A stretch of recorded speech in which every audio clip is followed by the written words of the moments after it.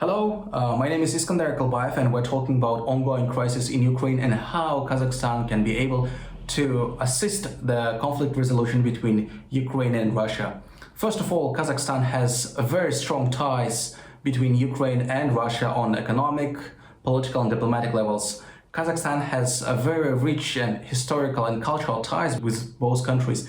At the same time, the international sanctions which are applied against Russia certainly negatively affects the economy of Kazakhstan and the quality of life. In this respect, first of all, Kazakhstan gives a really strong message that war should be stopped. President Tokayev has conducted several meetings with the President Zelensky, with the President Putin, and just recently with the President of Germany, Mr. Steinmeier. The clear message from Kazakhstan is that war should be stopped, the military action should be stopped, and Kazakhstan would like to assist in any format to stop the military actions, because people are dying on the streets, people are dying in different cities of Ukraine in the east and near the Kiev and inside the Kiev. So it's very bad and hurting that people are dying in this context. So in this respect, I think it's the most important thing is to stop the war by diplomatic and negotiation.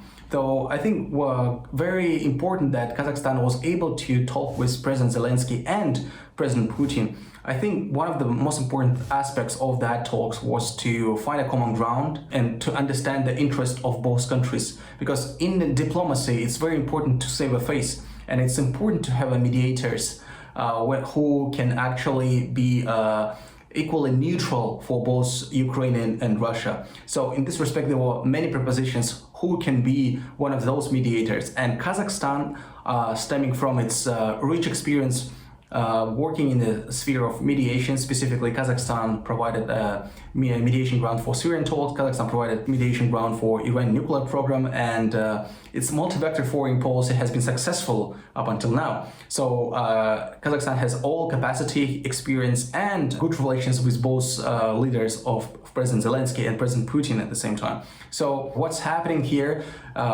just within the recent days, we saw how President Tokayev called President Steinmeier, and they had a fruitful and constructive discussion where Kazakhstan actually declared a readiness to support Ukraine with a humanitarian aid, specifically the people, with the medicine, with necessary equipments to just to improve the local infrastructure, just to improve the life of our people, because so many people are now moving to Europe, moving to Poland, for example, and this is a very big refugee crisis which is happening in Ukraine. So in this respect, I think it's very important for Kazakhstan to step up and say, hey, we are able to assist, and you know us, we know you, and we can move forward.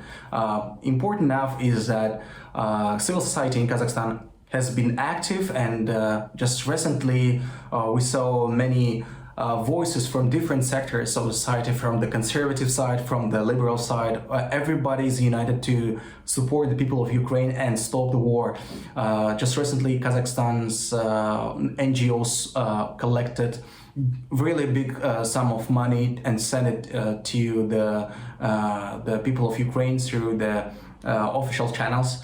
At the same time, there was a big protest for the stopping the war and supporting the Ukrainian people. So we see there how Kazakhstan, on the level of government and on the level of civil society, is trying to assist first of all the Ukrainian people, and secondly, and it's very most important, to stop the war, because we understand the complexity of the situation. We understand at some point the interest of Russia. We understand the sovereignty claims of Ukraine, and we certainly are part of that regional affairs. Our economy suffers because of the sanctions, and Kazakhstan has necessary capacity, understanding, cultural, historic ties, and